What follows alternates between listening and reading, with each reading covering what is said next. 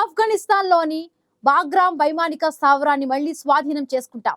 దానికి అక్కడి తాలిబాన్ ప్రభుత్వం అంగీకరించాలి, స్వయంగా అమెరికాకు అప్పగించాలి. లేదంటే పరిణామాలు తీవ్రంగా ఉంటాయి. ఇప్పుడు ఆఫ్ఘాన్ భవిష్యత్తు దాని చేతుల్లోనే ఉంది అంటూ నర్మగర్భంగా హెచ్చరించారు శాంతి ప్రదాత వార్స్టాపర్ డొనాల్డ్ ట్రంప్. అయితే బాగ్రామ్ వాయుసేన స్థావరాన్ని అమెరికాకు ఇచ్చేదే లేదని ఆఫ్ఘనిస్తాన్ స్పష్టం చేసింది. ఆఫ్ఘాన్ భూభాగంలో అంగుళం స్థలంపై కూడా అమెరికాతో డీల్ సాధ్యం కాదని స్పష్టం చేసింది. దీనిపై తాజాగా చైనా కూడా స్పందించింది. బాగ్రామ్ లో అమెరికా మళ్లీ పాగా వేసే నిర్ణయాన్ని ఆఫ్ఘాన్ ప్రజలకు వదిలివేయాలని అభిప్రాయపడింది. నిజంగానే వారి భవిష్యత్తు వారి చేతుల్లోనే ఉందని తెలిపింది. ఆఫ్ఘాన్ ప్రాదేశిక సమగ్రత, సార్వభౌమాధికారాన్ని చైనా గౌరవిస్తుంది. ఆఫ్ఘాన్ భవిష్యత్తు అక్కడి ప్రజల చేతుల్లోనే ఉంది. ప్రాంతీయ ఉద్రిక్తతలను పెంచడం వల్ల మద్దతు లభించదు. ప్రాంతీయ స్థిరత్వం కోసం సంబంధిత పక్షాలు నిర్మాణాత్మక పాత్ర పోషిస్తాయని ఆశిస్తున్నామంటూ చైనా విదేశాంగ శాఖ అధికార ప్రతినిధి లిన్ జియాన్ ఓ ప్రకటన ద్వారా అమెరికాకు తమ అభిప్రాయాన్ని స్పష్టం చేశారు. బ్రిటన్ పర్యటనలో భాగంగా ప్రధాని కీర్ స్టార్మర్ తో భేటీ అనంతరం మాట్లాడిన డొనాల్డ్ ట్రంప్ ఆఫ్ఘనిస్తాన్లోని బాగ్రామ్ వైమానిక స్థావరంలో మళ్లీ బాగా వేయాలని భావిస్తున్నామని అన్నారు. ప్రత్యర్థి చైనా అణ్వాయుధ తయారీ కేంద్రాలకు ఈ స్థావరం అతి దగ్గరగా ఉందని కేవలం గంట వ్యవధిలో వెళ్లవచ్చన్నారు. మరొకవైపు ఆఫ్ఘాన్ నుంచి తమ బలగాలను ఉపసంహరించుకున్న వెంటనే తాలిబాన్ ప్రభుత్వంతో చైనా దౌత్య సంబంధాలు ఏర్పరచుకుందని, చమురు వెలికితీత, కాపర్ గని పునరుద్ధరణ కోసం పెట్టుబడులు పెట్టిందని అగ్రరాజ్యం చెబుతోంది. అందుకే అమెరికా మళ్లీ ఆఫ్ఘనిస్తాన్ కు ఆర్మీని మోహరించి చైనాకు కౌంటర్ ఇచ్చేలా ప్లాన్ చేస్తోంది. అదే ప్రెస్ మీట్ లో విలేకరులు మరిన్ని ప్రశ్నలు సంధించారు. అందులో ఉక్రెయిన్ పై రష్యా దండయాత్ర ఎప్పటిలోగా ముగిసే అవకాశం ఉందని అడిగిన ప్రశ్నకు బదులిస్తూ ట్రంప్ ఈ వ్యాఖ్యలు చేశారు. తాలిబాన్ పాలకులకు అమెరికాతో చాలా పనులు ఉన్నాయని, అందుకే తాము బాగ్రామ్ వైమానిక స్థావరాన్ని తిరిగి పొందాలని భావిస్తున్నామని వెల్లడించారు. ఆర్థిక, సైనిక రంగాల్లో అమెరికాతో పోటీ పెడుతున్న చైనాకు సమీపంలో ఉన్నందువల్ల ఆ ఎయిర్ బేస్ కు ఎక్కువ ప్రాధాన్యం ఉందని ట్రంప్ పునరుద్ఘాటించారు. ఆఫ్ఘనిస్తాన్ లో ఇప్పుడు చాలా కొత్త విషయాలు జరుగుతున్నాయని ఆయన భారత్, చైనాలను ఉద్దేశించి వ్యాఖ్యానించారు. మాజీ అధ్యక్షుడు జో బైడెన్ వైఫల్యం వల్లే ఆఫ్ఘనిస్తాన్ లో అమెరికా సమర్థించిన ప్రభుత్వం కూలిపోయింది. నేను చేసిన లాంటి పనులేవి గతంలో బైడెన్ చేయలేకపోయారు. కనీసం అమెరికా నాయకత్వాన్ని కూడా ఆయన గౌరవించలేదు. పుతిన్ విషయానికి వస్తే రష్యా గతంలో అకారణంగా ఆఫ్ఘనిస్తాన్ ను సర్వనాశనం చేసింది. కానీ మేం వాళ్లను గౌరవంగా వదిలేశాం. ప్రపంచంలోని అతి పెద్దదైన బాగ్రామ్ ఎయిర్ బేస్ ను ఆఫ్ఘనిస్తాన్ కు ఉచితంగానే ఇచ్చాం. త్వరలోనే మేం మళ్లీ దాన్ని తీసుకుంటాం. రన్వే బలం, విస్తీర్ణం విషయంలో ఆ వైమానిక స్థావరం చాలా శక్తివంతమైంది. అక్కడ ఏదైనా ల్యాండ్ చేయొచ్చు. అవసరమైతే పెద్ద గ్రహాన్ని కూడా ఆ ఎయిర్ బేస్ పై దింపొచ్చు. గత ప్రభుత్వం అసమర్థత వల్లే బాగ్రామ్ వైమానిక స్థావరాన్ని అమెరికా ఆర్మీ వదులుకుందని ట్రంప్ అన్నారు. అయితే బాగ్రామ్ ఎయిర్ బేస్ కు సంబంధించి ట్రంప్ చేసిన ఈ వ్యాఖ్యలపై అమెరికా వైట్ హౌస్ ఇంకా స్పందించలేదు. ఆ వైమానిక స్థావరాన్ని తిరిగి పొందేందుకు వైట్ హౌస్ లేదా అమెరికా రక్షణ విభాగం, పెంటగాన్ ఏదైనా ప్లాన్ ను రెడీ చేశాయా అని విలేకరులు అడిగిన ప్రశ్నకు బదులివ్వలేదు. దీనిపై ఆఫ్ఘనిస్తాన్లోని తాలిబాన్ ప్రభుత్వంతో అమెరికా ప్రత్యక్షంగా లేదా పరోక్షంగా చర్చలు జరుపుతోందా లేదా అనేది తెలియరావడం లేదు. అయితే 2021లో అధికారంలోకి వచ్చినప్పటి నుంచి ఆర్థిక సంక్షోభం, అంతర్జాతీయ గుర్తింపు లభించకపోవడం, అంతర్గత సైనిక తిరుగుబాట్ల తలనొప్పిని తాలిబాన్ సర్కార్ ఎదుర్కొంటోందని ట్రంప్ చెబుతున్నారు. ఈ కారణాలతోనే మళ్లీ అమెరికాకు బాగ్రామ్ ఎయిర్ బేస్ ను అప్పగించేందుకు తాలిబాన్లు సిద్ధమై ఉండవచ్చు అని అంచనాలు వెలువడుతూ ఉన్నాయి. ప్రస్తుతానికి అమెరికా, తాలిబాన్ సర్కార్ మధ్య అధికారిక దౌత్య సంబంధాలు లేవు. 2 ఏళ్ల క్రితం ఆఫ్ఘనిస్తాన్ కు వచ్చిన అమెరికా టూరిస్ట్ కిడ్నాప్ కు గురయ్యాడు. ఇరు దేశాల చర్చల తరువాత అతడిని ఈ ఏడాది మార్చిలో విడుదల చేశారు.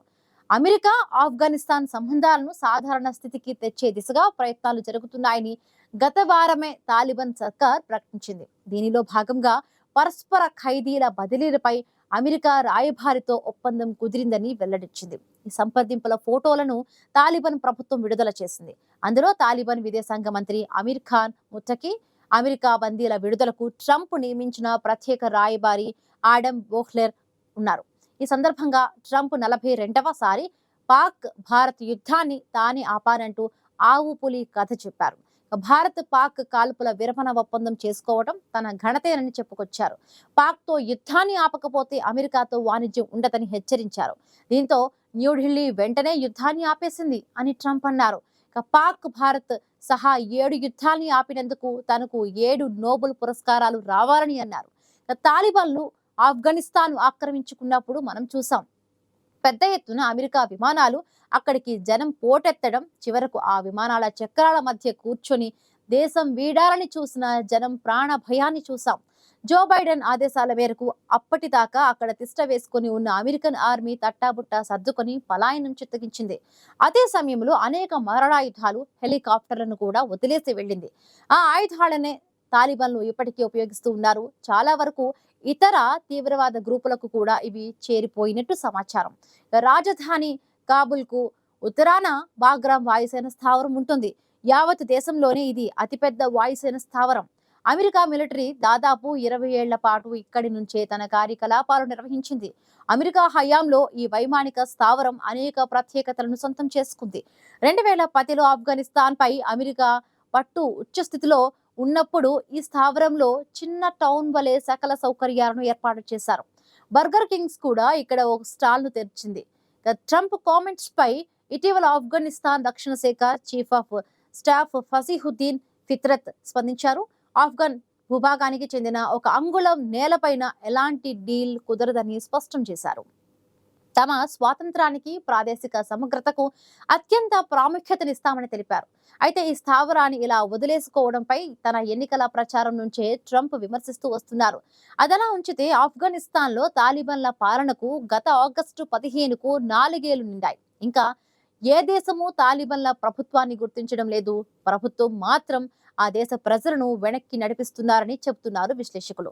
ప్రభుత్వం మాత్రం ఆఫ్ఘన్ ప్రజలు తాలిబాన్ల పాలనకు కృతజ్ఞులై ఉండాలని, లేని పక్షంలో ఆ దేవుడి శిక్షను ఎదుర్కోవలసి ఉంటుందని హెచ్చరించారు. 20 ఏళ్లకు పైగా సాగిన సుదీర్ఘ యుద్ధం అనంతరం ఆఫ్ఘనిస్తాన్ నుండి అమెరికా, నాటో బలగాలు వైదొలిగిన తరువాత తాలిబాన్లు అమెరికా చేపట్టిన సందర్భంగా ప్రతి ఏడు ఆగస్టు 15న విజయోత్సవ దినంగా జరుపుకుంటున్నారు. అయితే ప్రజలపై, ముఖ్యంగా మహిళలపై అత్యంత కఠినమైన ఆంక్షలను అమలు చేస్తున్నందుకు 4 ఏళ్ల నుండి పాలన సాగిస్తున్నప్పటికీ తాలిబాన్ ప్రభుత్వం ఇప్పటికీ అంతర్జాతీయ వేదికలపై ఏకాకిగానే మిగిలిపోయింది. చైనా, యునైటెడ్ అరబ్ ఎమిరేట్స్, పలు సెంట్రల్ ఆసియా దేశాలతో సన్నిహిత సంబంధాలు ఉన్న అధికారికంగా వీరెవరూ తాలిబాన్ ప్రభుత్వాన్ని గుర్తించలేదు. జూలై ప్రారంభంలోనే తాలిబాన్ను అధికారికంగా గుర్తించిన తొలి దేశంగా రష్యా నమోదైంది. ఒకవైపు విజయోత్సవాలు జరుగుతూ ఉండగా యునైటెడ్ ఆప్షన్స్ విమెన్స్ గ్రూప్ సభ్యులు అంతర్గతంగా నిరసనలు నిర్వహించారు. తాలిబాన్ల అణచివేత పాలనను వారు తీవ్రంగా నిరసిస్తూ ఉన్నారు. మహిళలను ఉద్యోగాలు చేయనివ్వకుండా విద్య, సామాజిక జీవితాల నుండి వెలివేస్తున్న ఈ ఆధిపత్య పాలన ప్రారంభమైన ఈ రోజు చరిత్రలో చీకటి రోజని ఆ గ్రూపు ఒక ప్రకటనలో వ్యాఖ్యానించింది. దేశ చరిత్రలో మానని గాయమని వ్యాఖ్యానించారు. ఆఫ్ఘనిస్తాన్ పడిపోయిందంటే మా సంకల్పం కూడా ఓడిపోయిందని కాదు, చీకటిలో కూడా తాము దృఢంగా నిలబడతామని వారు స్పష్టం చేశారు. అయితే ఈ పాలనను లేదా మానవ హక్కులను ముందు నుంచి అమెరికా మళ్లీ ఆఫ్ఘనిస్తాన్ లో తలదూర్చే ప్రయత్నాలు చేస్తోందని సమాచారం. ఏదో ఒక రకంగా ఆఫ్ఘనిస్తాన్ విషయంలో జోక్యం చేసుకున్నట్లయితే విలువైన బాగ్రామ్ చైనా పాలవుతుందన్న భయం కూడా అమెరికాను వెంటాడుతోంది.